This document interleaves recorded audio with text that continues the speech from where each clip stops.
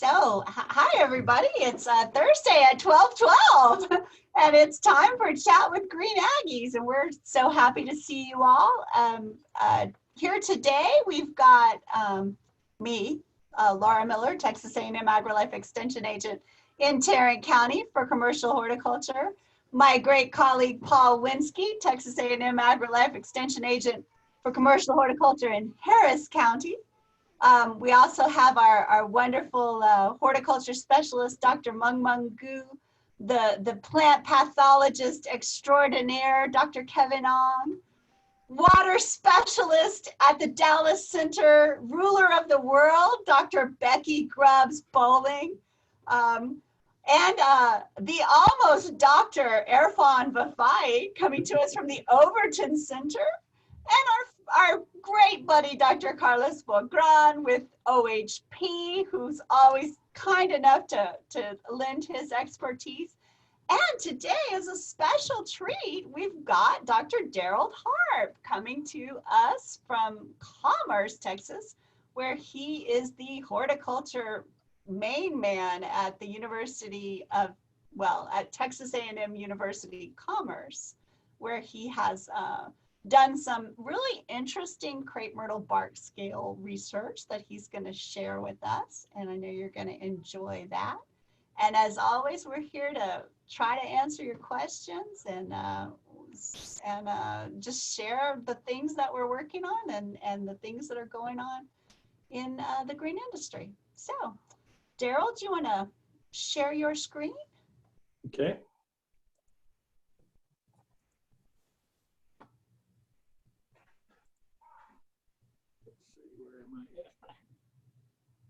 Daryl's going to talk a little bit about some. I'm assuming everybody can see this now? Yes. Perfect. Wonderful. Okay. This is something, and as we get started, I have to give credit to everybody who was part of this. Mung Mung getting us involved with this, and all of my students who have spent way too much time out in weather that was way too cold and way too wet. For anybody else to have that much fun in. But we were able to find some things. We hope this is at least one option for people that are entering and dealing with bark scale in the landscape.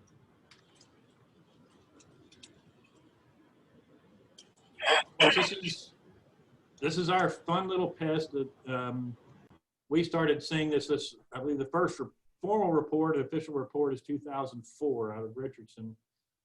Interesting story. When I came to A&M Commerce, I noticed that all our crepe myrtles had were just covered in sooty mold, and couldn't figure out what it was. They didn't bloom. They didn't perform very well.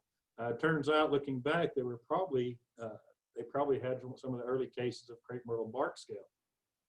This is a small little insect, and as you can see on the slide, in severe cases can just cover the bark.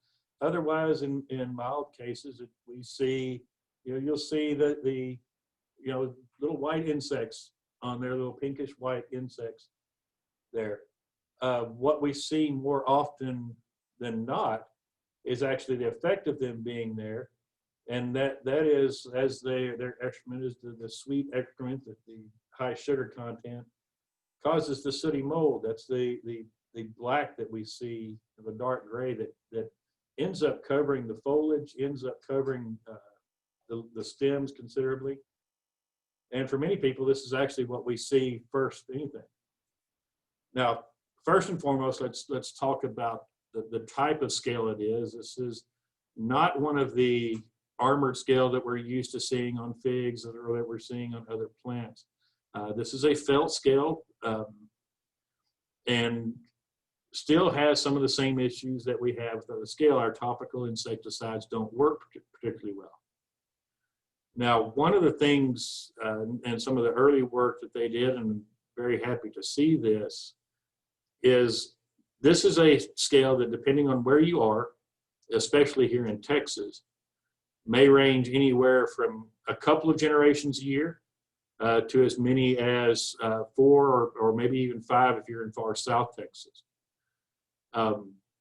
for us, and this is something that I actually found interesting. In Dallas, they reported as many as 4 generations in a single year. We here in Commerce tend to see 2, maybe 3. There's just enough of a heat zone effect. We're about 60 miles northeast of Dallas, and where our plantings are, we're out and very exposed, and so our temperatures tend to stay a little cooler. We tend to be a little bit later, probably a week and a half behind what we see in Dallas County going on phenology-wise. And this plays a role in this sort of mechanical control that we want to talk about. Now, this is the common chemical treatment is to use one of the neonics, whether it's imidacloprid or dinotefuran or one of those as a drench in early spring. And you get very, very good control with that. Unfortunately, we also have a lot of people that are interested in some sort of an organic control, something that is a non-chemical free technique. And we wanted to look and see if this mechanical method is something that actually will provide some level of control.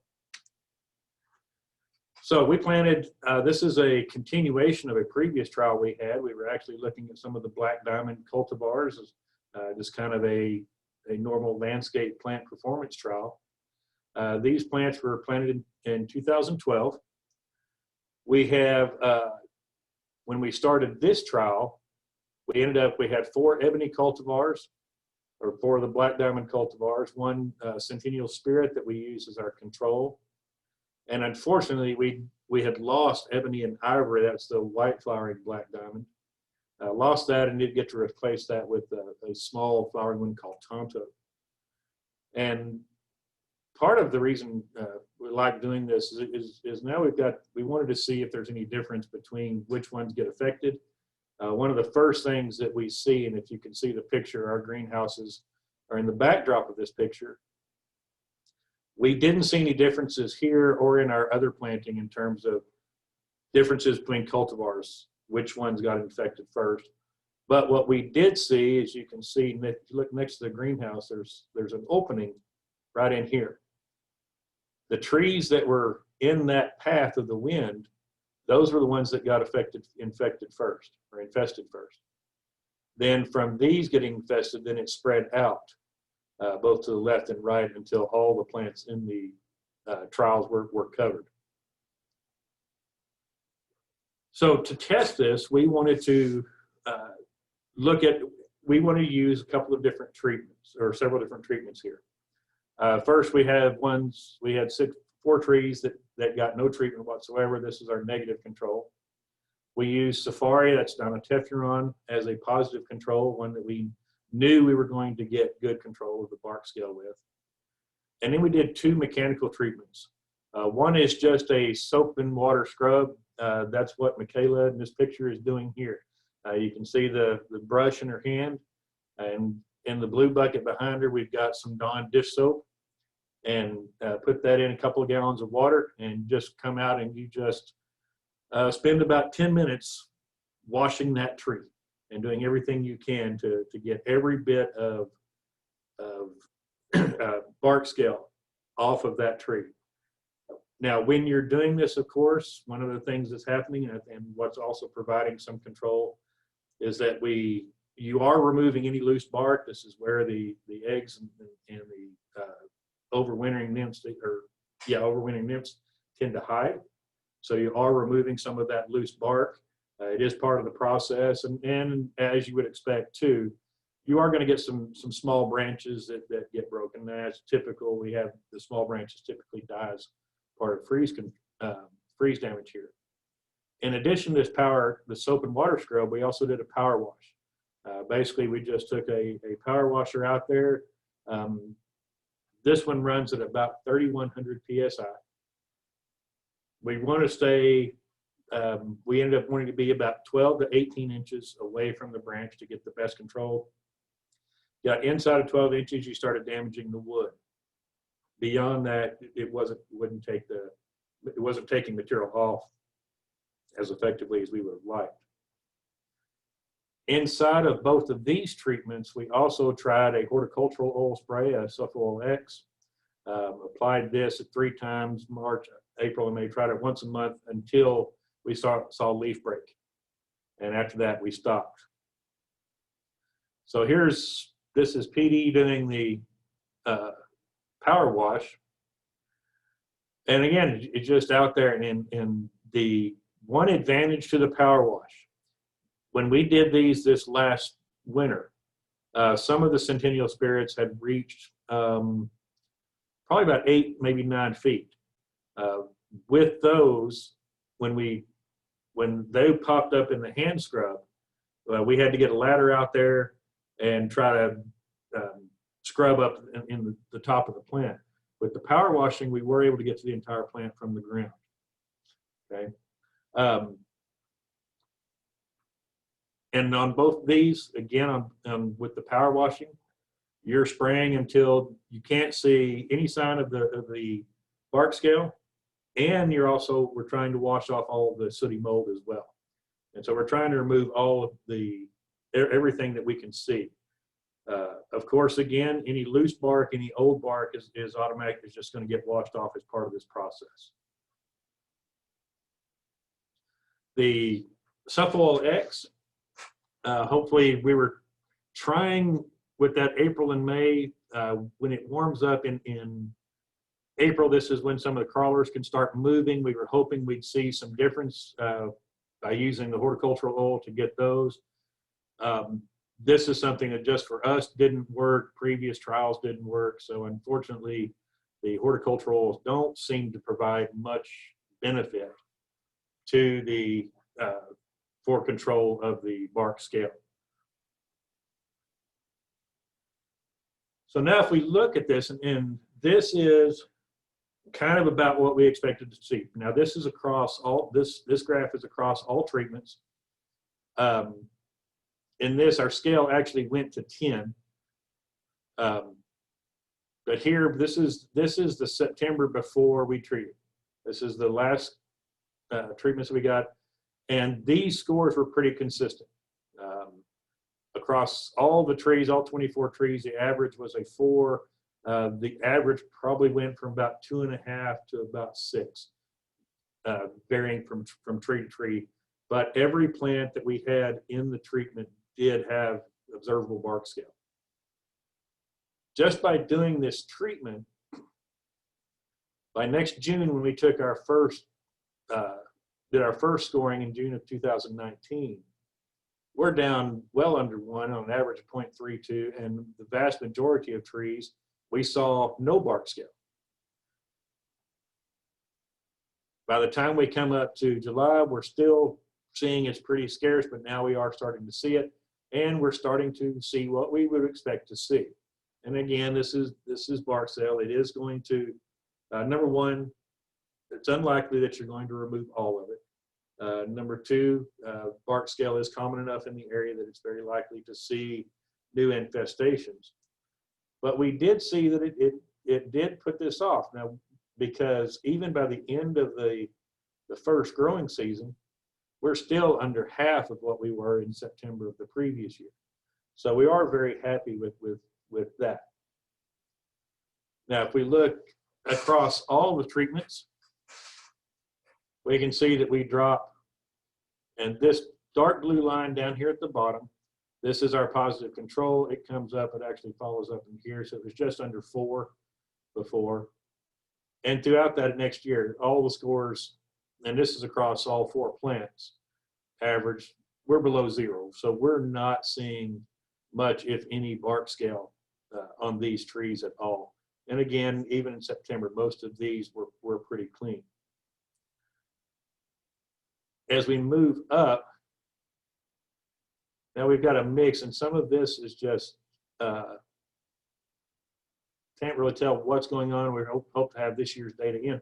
But we do see the rest of these treatments, they come down and all of them come back up, including the power wash. The power wash ends up being the highest one that we have of all across all of these treatments. The brush and the oil treatments come down. One thing that is interesting is that our control didn't go up as high as we thought it was going to. This is our negative control. This is the one we expected to be severely infested again. But what we did see, and this is, this is just observations. We don't have any data to support this. But what we did see was quite a few new predators, primarily ladybug larvae. And because we had washed it off of the other trees, the untreated tree actually seemed to be the home. And this seemed to be where we were seeing these the most. And so our thought is, and again, this is just a best guess, with everything else clean, the predators went here and they ate the existing population.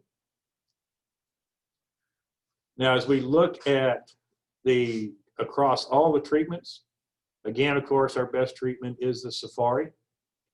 Our negative control, this is, again, thinking that the predatory insects came in and did a number here.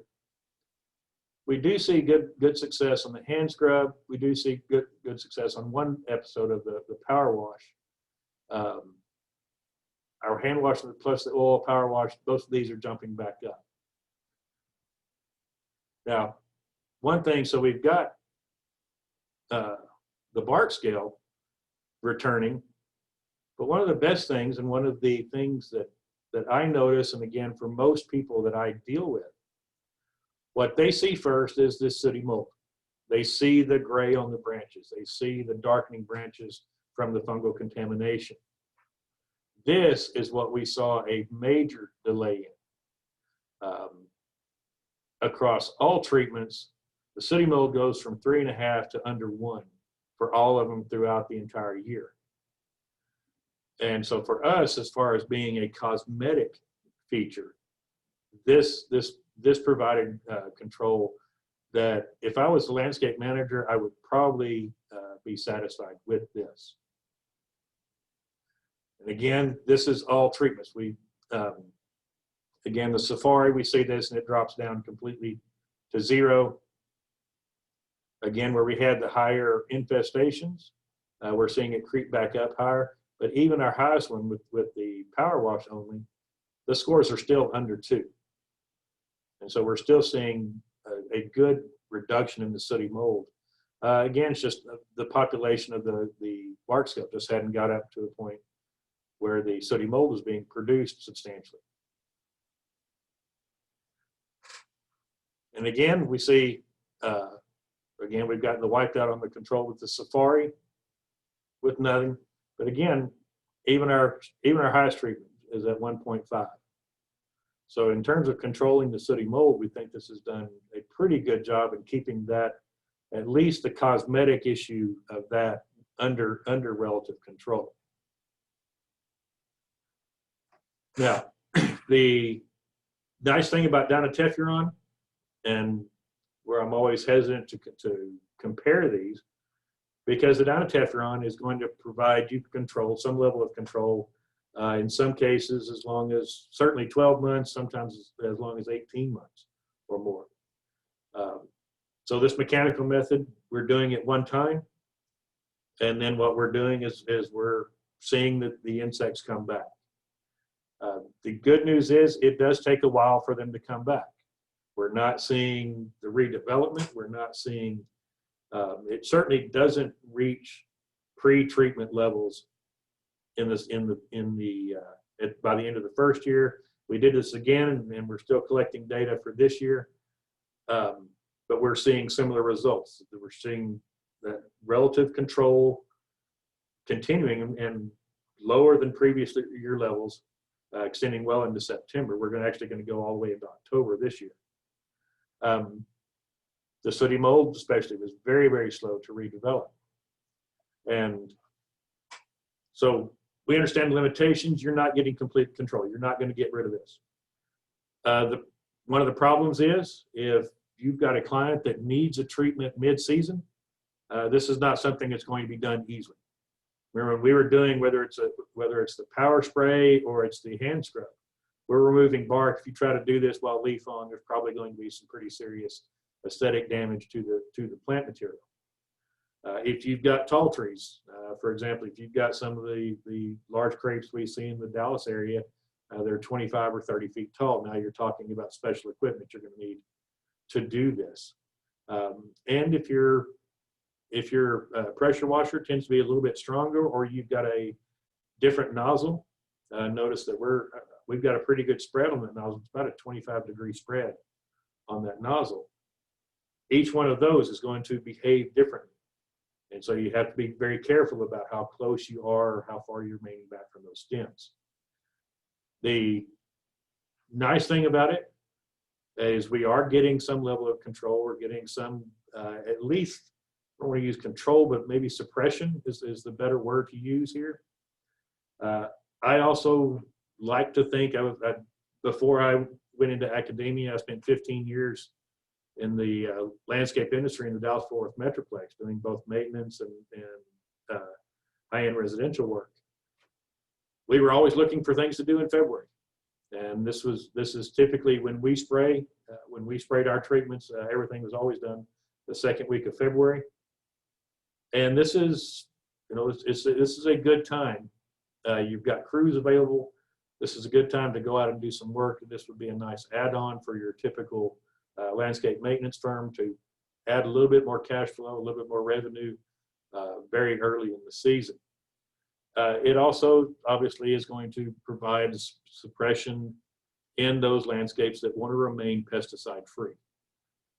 And so while again, we're not looking at the same level of control that we see with the down at Teflon or midcloprid, we are seeing good suppression of the insect in a higher quality landscape plant.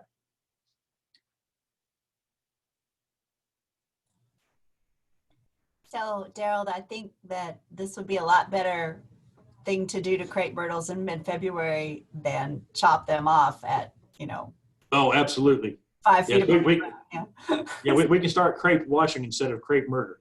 Yeah, I think it's a great alternative to crepe murder. So it's a lovely idea there. Hey, Daryl.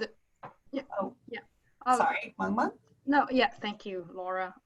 So in your experience, are the customers, are your clientele willing to pay for the extra if you tell them that the benefits and also the limits of this power washing treatment? Yes, I think especially a lot of the when I was doing maintenance, we had several properties that were shopping malls and big shopping areas. The crepe myrtles were a big part of their summer display. And if you can go to them and let them know that, hey, we've got this technique. If you've got these big crepe myrtles that are right next to your entry, and you're not comfortable with us treating those with a chemical insecticide, we have this technique we can use. It's not going to give you complete control, but it is going to keep your plants healthier.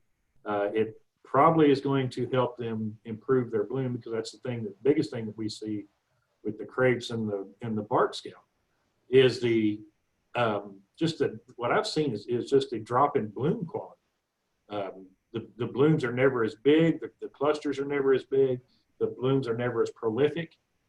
And so anything that you can do that's going to tell your property manager that, hey, this is doing this now in February and spending this little bit of money here is going to provide you a lot better color come August, when you really want that show and people coming in. I think that's a pretty easy sell for most landscape managers. So you have seen the effects on the flowering power in landscapes. Oh yeah, like I mentioned at the beginning, what I recognize now is bark scale on the crepe myrtles here on the A&M Commerce campus. Though I couldn't, when I was first looking at it, I was like, why don't those crepe myrtles bloom?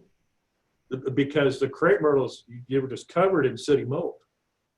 And we never saw, it almost never bloomed. Or if they did, it would be just a very paltry you know, 5, 8 blooms that you would see in July and August. Now, our manager is now using the drench on every tree on campus. And a tree that 15 years ago never bloomed, was covered in sooty mold, now has beautiful bark, has substantial bloom every summer, and is a completely different plant. It's amazing the difference it's made on campus. So do you have before and after pictures? Oh, ooh, I can go look. I can go look and I can see what I can find. I will go see what I can find. Yeah, that would be, I mean, that would be great, because we have seen, you know, in, you know, just like what you have here is observational data. And, you know, we have seen observational data. And then in Airfon's research in containers, the conclusion is different. Airfon, would you like to share, you know, your observation on flowering, you know, the data that you've been taking? Yeah, so we did do some flower counts in the landscape, and what we found, I mean, we couldn't find really a strong relationship between treatments and the number of flowers. We did not, measure the size of the flower. We did not do any assessments of the quality of the flower in any way, but just flower counts. We didn't see a difference. This year, we've also done a flower count on potted crepe myrtles, but we have yet to summarize that data.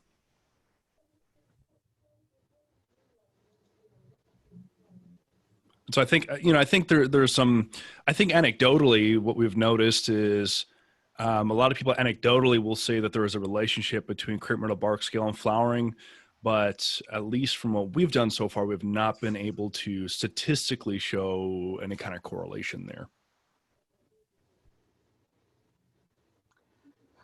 So, oh yeah, were you going to say something about that comment in the chat from William Swantner about ball moss? Yeah, go ahead, Laura. We just had a comment that said that he worked with a local school and noticed that the crepe myrtle bark scale was causing the ball moss on crepe myrtles to be crispy looking. And that is an interesting observation, because we haven't really looked at any impacts on ball moss to the best of my knowledge. Or at LSU on our crepe myrtle bark scale Facebook page, I have a picture. Well, we have a picture taken by Dr. Yan Chen at LSU. So at LSU, some of the crepe myrtles, the bark scale got so bad on their crepe myrtle trees that the ball moss on the, from the scale were covered. The ball moss, yes, the ball moss were covered by the scale. And wow. I don't know, but I know that the scale, one of my students is doing research on this. The scales do suck from both xylem and phloem.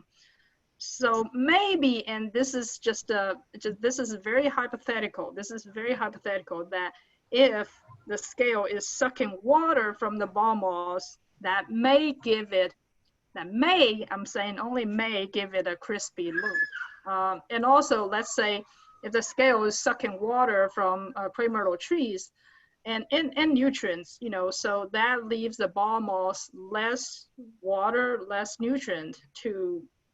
So ball moss is just an epiphyte. So that would have to mean that the scale that Tillandsia would be a host plant for crepe myrtle bark scale, if indeed it is. I mean, that's something you could look at.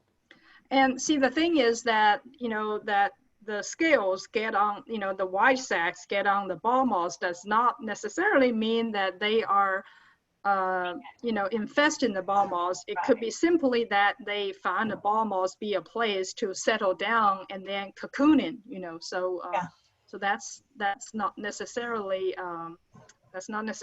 as a pest to the ball moss. So I think that's an interesting observation, on that part. But to keep in mind what Laura was alluding to, the fact is ball moss is the epiphyte. So it doesn't draw any nutrients, supposedly from the crepe myrtle itself. Now, why is it crispy? You actually have to think of probably some form of desiccation occurring. It could be feeding, it could be materials that are produced. It is entirely possible that when you talk about sooty mold growing on sugary substance released by an aphid or the scale, those high concentration chemistries, sugars, will create an osmotic pressure that can draw water out of bulb. You know, that's just a theory again. So there are several things that could be looked at. And that's very interesting. Very interesting observation there. Okay. I guess the other big thing from your study, Daryl, that just like always knocks me in the head one more time is the oil not having any impact. And that's been over numerous different trials, and everybody wants it to happen. Everybody's like, why doesn't oil work on this? And I don't know why. I don't know why, but it just hasn't. Well, you know, compared to some more harsh chemicals, everyone is hoping the less harsh oil will work. I mean, that's definitely what, you know, from an environmental and also a safety, you know, worker safety standpoint, we wish we wanted to, you know, to work on this thing, and just like you said, again from multiple replicated trials. And you know, you may you know, you have one crepe myrtle tree, and if you treat it with certain oil, it may work for you at that certain time that you think you've seen the what you've seen is the application effect, but actually it may not be application effect, because we have seen big year and small year, and also, you know, spring, summer, and fall difference. So you know, without a control, you know, without a control in the replicated trial, and that's what we do here. That's what Daryl is doing here. You know, I wouldn't make certain recommendations. So again, like you said, you know, our trials have not shown that the oil works. Correct. Okay. Any more exciting crepe myrtle bark scale commentary? Nope. Well, Paul, are you ready? Yes, I am. Okay. Do you want me to share my screen, or are you gonna? I have your stuff, but you can share your screen if you'd prefer. That way you can advance through and point to things. Okay, hold on. Let me. Paul's going to talk about nutrition for poinsettia, which is definitely happening right now. Poinsettia nutrition, as we speak, in greenhouses everywhere. Here we go. Screen 2. I can pull it up if you want me to. Oh, hold on. Here it comes. There you are. Here it is. All okay. right. So you're seeing the whole slide. Okay. Yeah. So what I want to do is just touch on a few points. I know if you are growing poinsettias, this is the time of the season where you're building up. I didn't recognize that was going to happen. You're putting that canopy on the plant, you're getting it larger. And so your target parameters are roughly 5.5 to 6.5. And this varies. Certain companies, depending on the varieties that you're growing, I've seen some variation there. Your fertility levels is somewhere, you're fertilizing at 150 to 300 parts per million nitrogen, and this really depends on the plant vigor. The other thing is the type of foliage. The lighter green foliage varieties tend to feed a little bit heavier than the dark green foliage varieties. So take that into account. The other thing is your EC. Here's some ranges depending on what type of method you're using, whether it's a 1 to 2 extraction. You can see the levels there. If you're doing SME, 1.3 to 3.3, or if you're doing the pour through, you're looking at a 2.0 to 4.3 millisiemens per centimeter. So this is what you've got to keep in mind as you're working with this crop in order to have it look something like this as you get closer to sale date. It is good to do that media analysis every 2 to 3 weeks. It's a good practice to do it. Hopefully you're also graphically tracking your crop so you have an idea of where you are within your growth curve. Are you tracking above? Are you tracking below? Do you have to make any adjustments that way? If you think that there are some issues, don't delay. Get your tissues, collect your foliage, send it in for analysis. In order to confirm what's going on. You definitely want to be out in front of it as opposed to reactive and possibly running into issues and trying to make up some time in the long run. If you are not on drip, and you are at this time of year, when you started July through about October, beginning of October, it is best to avoid overhead fertilization because you can end up with something like this. You can see that leaf burn. So if you are doing that though, coming through with a clear water rinse after you fertilize will help fix this problem or keep it from occurring. So, best option is drip, but if you have a smaller crop, you're not as large of a grower, and you've done some overhead fertilization and you've seen it, this is the reason why. And in the future, what you want to do is come in with some clear water after you fertilize in order to get those salts off the leaf. So what happens if your substrate starts to drop below that target range? We're getting below 5.5. One thing is you can see stunted plants such as this one. Doesn't look happy. There's definitely issues going on. If you were, doing your testing, hopefully you would catch this before you start to see this discoloration. Stunting of the growth of the plant can happen, can also delay color development. So if we see numbers getting below that 5.5, if we're at 5.4, we probably want to start to consider what corrective procedures, what can I do? Because one of the problems is at that low pH, we are going to inhibit magnesium. And this is going to manifest itself in the lower foliage. And we're going to see some intervenochlorosis. Usually we're going to see it on the edges first, and then if it's extreme, it will go into that intervenochlorosis. This can occur early in production when, a lot of growers might be just fertilizing with a 20-10-20, doesn't have a lot of magnesium in it, so you can run into issues. What some growers do is they'll alternate between 20-10-20, depending on what they're seeing in their values, and they may alternate with a Cal Mag in order to get some of that magnesium into the soil.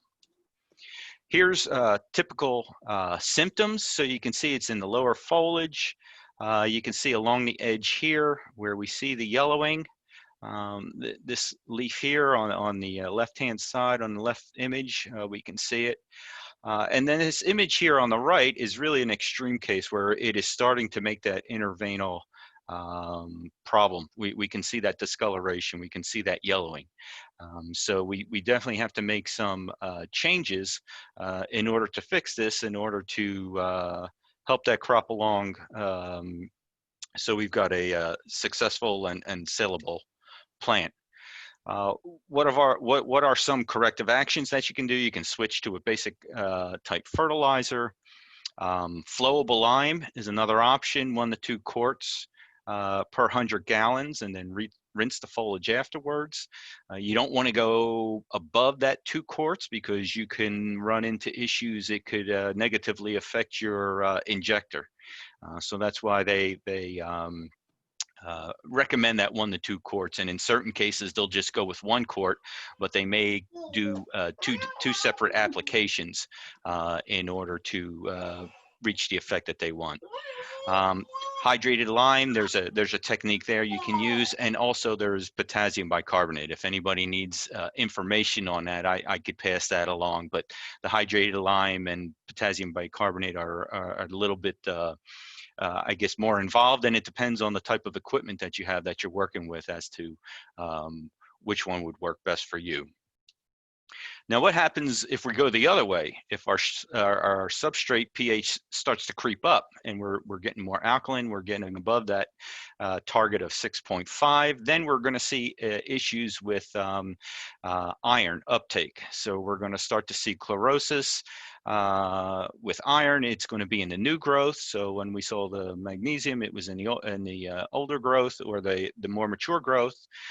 So we're probably going to look at it if we're doing our testing and we start to see it creep up to 6.2, 6.4, we may want to take a corrective procedure in order to head it off or to stop it, so we can not affect the quality of that crop. So iron deficiency, we can see here on the left, this is on a younger plant, and it's just got that overall chartreuse color, and it's not really what we want to see. We can see in this older foliage a little bit more of the inner vena chlorosis, which we're used to.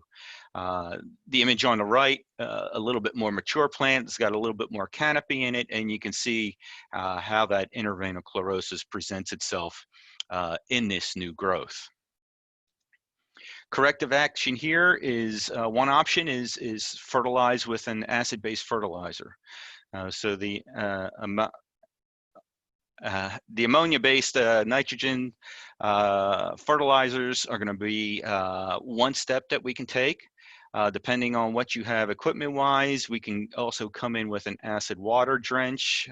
Obviously, if we can drench it, if we have drip, it's going to be a lot easier. It's going where the soil is, or we're putting it where it needs to be. The sulfuric acid, we can use that to acidify the irrigation water to a pH of, say, 4 to 4.5, and we can treat that way. Another option is coming in with an iron chelate drench in order to help that level of, improve the level of iron and also help to drop that pH. Now, if there's EC corrections to be made, if you're doing your testing and you're finding that you've got a low EC, obviously the plant's going to be hungry. So we want to increase our fertilization. So if you remember, the first slide had a rate of, say, anywhere from 150 to 300. We might want to bump it up to the 300 range, maybe even a little bit above that, for 2 to 3 applications, just to get that fertility up in that soil and help that plant along. Our options on the other side, though, is, say we're above, and if you're doing the pour through method, the level was, say, 2.0 to 4.3, and say you're seeing above 5, 5.5, maybe even reaching 6. Options are, instead of constant feed, we're going to come in and we're going to do some irrigations with just clear water. And then we'll do some testing and see, are we dropping it? In some extreme cases, what we want to do is we want to do some clear water leaching, where we're really flushing through that pot and that soil column in order to get those excess salts out. We may want to go ahead and do that at least twice. And then after that second time, allow that soil to dry down as you normally would, and then do your test to see where your EC levels are. So there's, poinsettias are a long residency crop. They can give you a lot of headaches, but if you are monitoring, if you're looking at the ECs and the pHs and you're doing your tracking, hopefully, you can be quite successful in producing a really good saleable crop. Okay, any questions? Paul, this is Meng Meng here. I think you mentioned 3 ways of lowering pH. One is ammonium-based fertilizer. The second is acid solutions, and the third one being iron chelate. So what's the price of these 3 options? what's the most expensive? What's the least expensive? That is a good question, and honestly, at this point, I do not know. I would tend to think that you're switching to your acid-based fertilizer would be your cheapest, and I would tend to think the sulfuric acid might be on the higher side. There's also that issue of working with the sulfuric acid, but honestly, I do not know what those numbers would be, Mung Mung. I don't know for sure, but I think the iron chelate may be the most expensive because it seems like always, that kind of chelated fertilizers, compared to the others would be more expensive. Yeah. Okay. I don't have any other questions. Okay. I guess Laura, you can go with your plant of the week. Okay, let's pull it up here. Oh geez, where are we? Laura, while you're pulling that up, if I can put in a little plug, just Sure. last week in my little Jolly Green Scientists podcast, we did an episode talking about watering potted poinsettias, and it was an article in Hort Technology talking about measuring water stress related to, either overwatering or underwatering plants, and whether you can actually decrease the watering on poinsettias and how to optimize that. So anyway, I threw the link up in the chat. So if you're someone who listens to podcasts, you can hit there and you can subscribe, or you can just listen to that one episode. So that's there, I thought, quite relevant to that topic that Paul just presented. Great, yeah. And if you haven't listened to Jolly Green Scientists, I highly recommend it. It's pretty fun wherever you get your podcasts. Thanks. Yeah. And Airphone, who's the host of Jolly Green? I am the host, and I co-host it with Dr. Vikram Baliga. He's a horticulturalist out of Texas Tech who finished his PhD through A&M. That's the first time I've heard him called Dr. Vikram Baliga. That's awesome. Yeah, that's right. Yeah, he just finished his PhD as well. So, and I'm very close. I'm about 3 weeks away from defending. So, we'll both be a little bit more qualified here shortly. Well, you're already Jolly Green and Scientists, so that's good. This is true. Yeah. Yeah. So now for something completely different, and I promise I will not keep talking forever. I'm just gonna plant of the weekend, and I'll skip all that RRD stuff. But plant of the week, the knockout rose. So everybody's heard of this plant, right? Right? Yeah. It's a pretty popular plant all over the world here.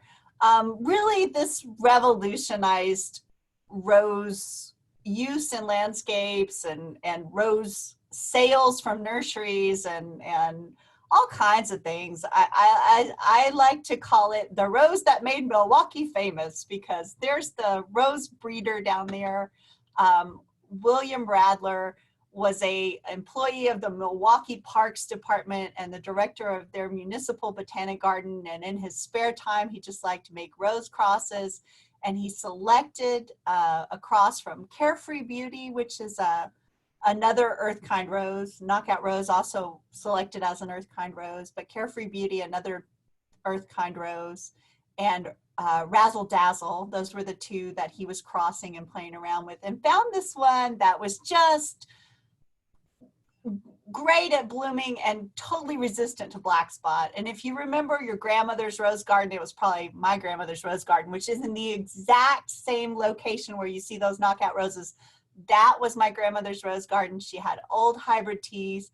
They used to get black spot. They were ugly. I really disliked roses growing up in a way that I don't now. I like them a lot better now, just because they were just a pain. So this rose really took roses from being a pain to being something that you could plant at your gas station and not worry about.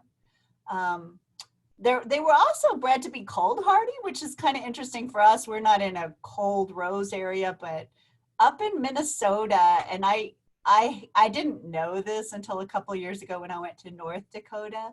and they were showing us how they did it. But in Minnesota, they do what's called the Minnesota tip, where they go out and they basically dig the rose up. They dig a trench right next to it.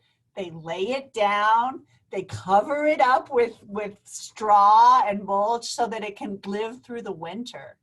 And I was like, why would anyone do that? That is so much work. Why would anyone do that? So this was also bred to live through the winter in the cold. Not something we got to worry about, but definitely bred for that.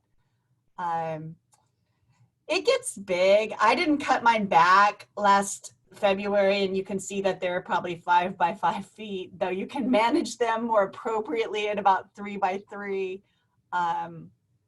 They will grow in any kind of soil pH, to the best of my knowledge, as long as you've got reasonable drainage, full sun, and then you get down to the bottom, and that's where it's all fallen apart. Rose rosette disease susceptible, just like all other roses. And this is what has caused us a lot of problems with knockout rose. And I will kind of, let's see, is it more susceptible? I don't think so. I'm just going to say that we've planted it in situations where we've created a really good environment for the transmission of rose rosette disease. Transmitted by a little mite. Those mites can just crawl along that mite superhighway, those long, long plantings of roses that made the great situation for rose rosette disease to develop. But this is the slide I really wanted to show you.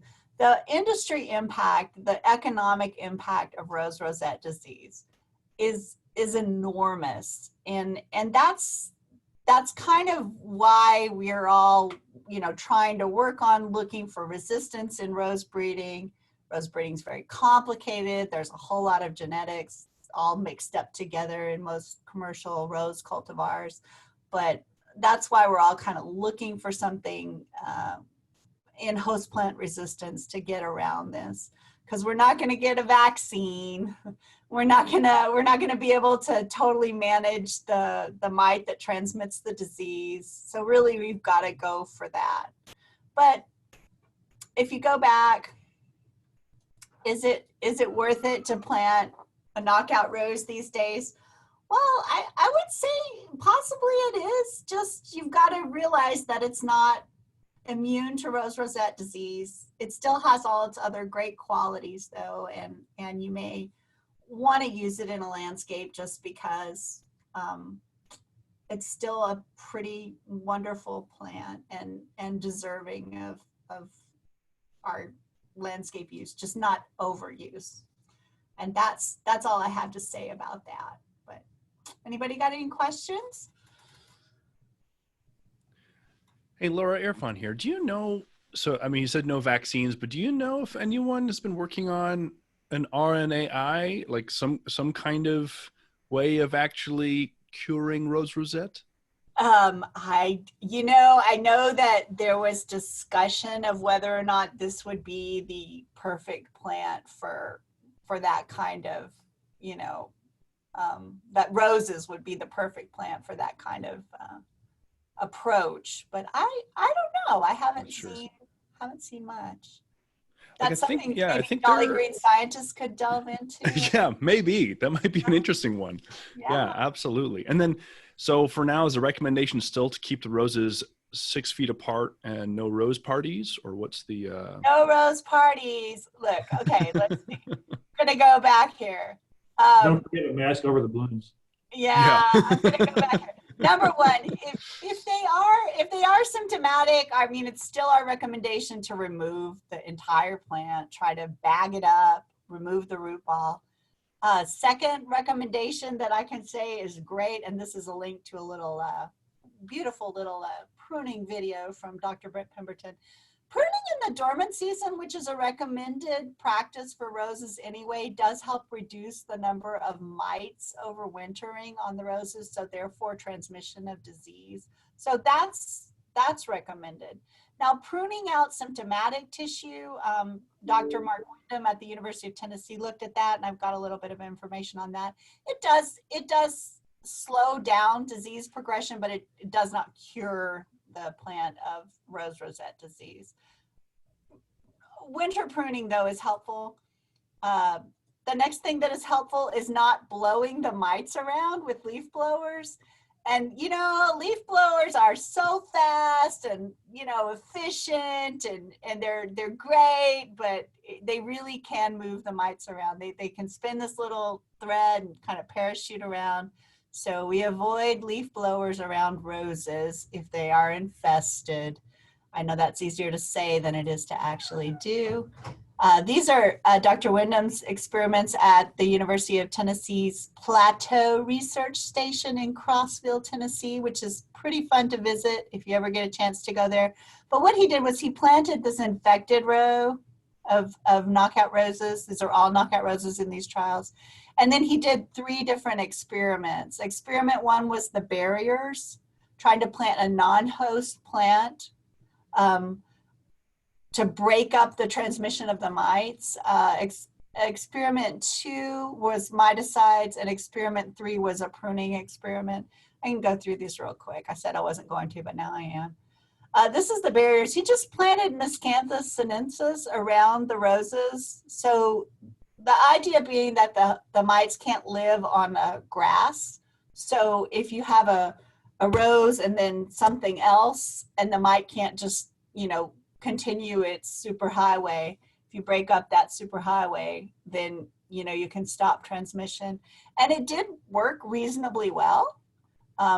Without barriers, there was a lot more RRD than there was in the plants with the barriers.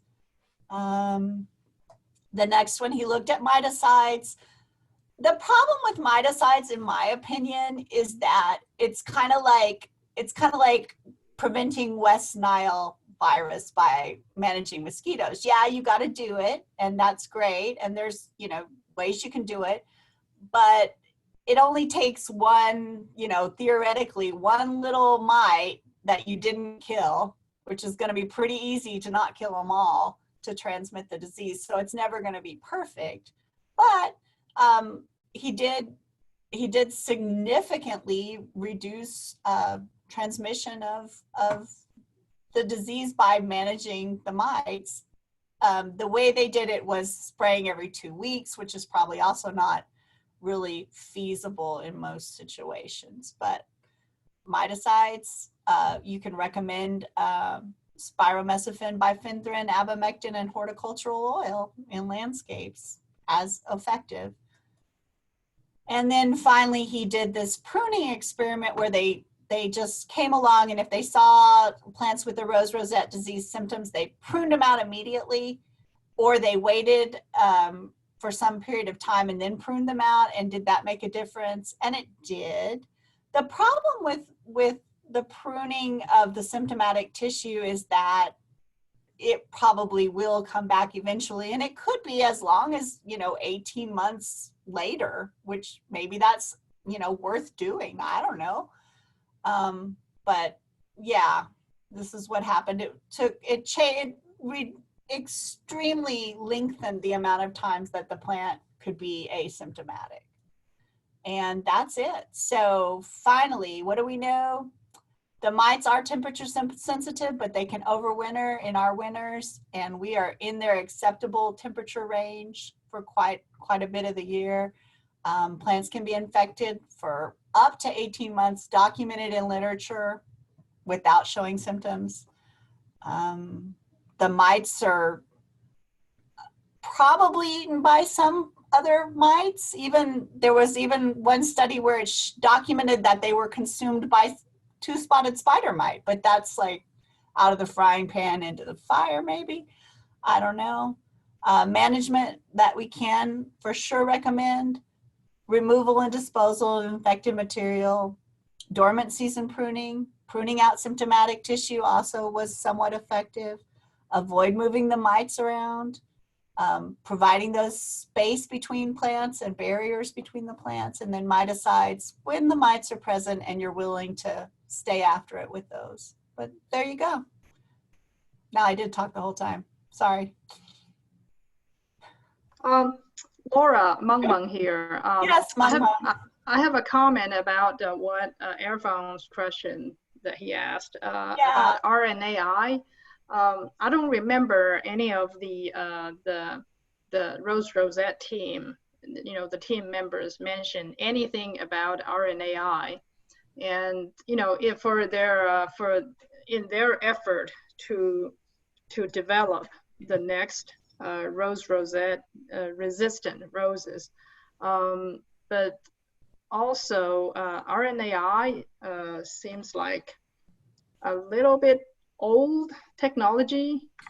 So I would imagine, if